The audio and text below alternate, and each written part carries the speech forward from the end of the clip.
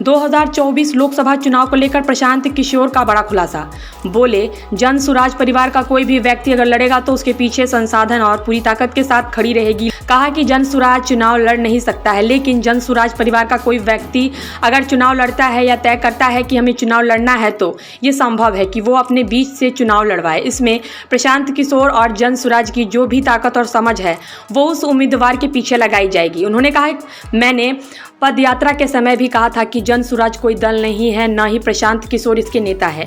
बिहार के विकास के लिए हर पंचायत में ब्लूप्रिंट बनाया जाए, हर पंचायत से ऐसे लोगों को ढूंढकर निकाला जाए जो समझते हैं कि नया विकल्प बनना चाहिए।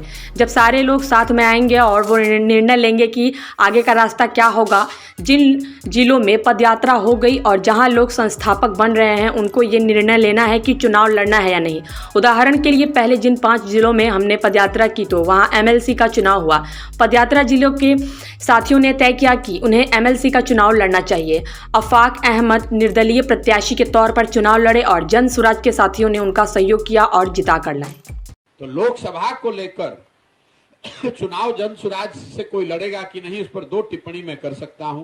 पहला, जन सुराज जब दल नहीं है तो जन सुराज तो लड़ नहीं सकता है, लेकिन जन सुराज परिवार से जुड़ा हुआ कोई व्यक्ति अगर चुनाव लड़ता है या तय करता है जन सुराज सीतामढ़ी परिवार के हमें चुनाव लड़ना है तो ये संभव है कि वो अपने बीच से किसी को चुनाव लड़ाए। और अगर वैसे ऐसी कोई बात होगी तो उसमें प्रशांत किशोर और जन सुराज की जो भी ताकत समझ है वो उस उम्मीदवार के पीछे लगेगी।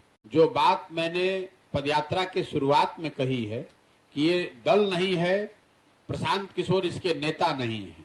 हमारा काम है कि पूरे बिहार में घूमकर इन समस्याओं को समझें और हमको भगवान ने जो शक्ति बुद्धि साधन व्यवस्था दिया है, बिहार के विकास के लिए एक हर पंचायत वाइज नया ब्लूप्रिंट बनाया जाए। हर पंचायत से ऐसे लोगों को ढूंढ कर निकालें जो बिहार में समझते हैं कि एक नया विकल्प बनना चाहिए। जब ये सारे लोग साथ में आएंगे तो वो लोग मिलकर निर्णय लेंगे।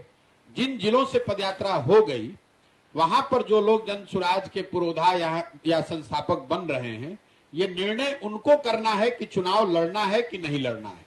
उदाहरण के तौर पर जब पहले 5 जिलों में हम लोगों ने पदयात्रा खत्म की तो एक एमएलसी का उपचुनाव हुआ। तो उन 5 जिलों के जो जन सुराज के साथी थे उन्होंने ये तय किया कि भैया हम लोग को ये उपचुनाव लड़ना चाहिए। तो एक जन सुराज में से ही एक शिक्षक निर्दलीय उम्मीदवार के तौर पर चुनाव लड़े और जन सुराज के साथियों ने मिलकर उनका सहयोग किया और उनको जिताकर लाए।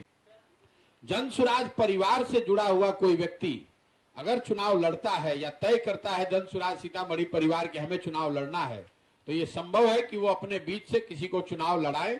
और अगर वैसे ऐसी कोई बात होगी तो उसमें प्रशांत किशोर और जन सुराज की जो भी ताकत समझ है वो उस उम्मीदवार के पीछे लगेगी।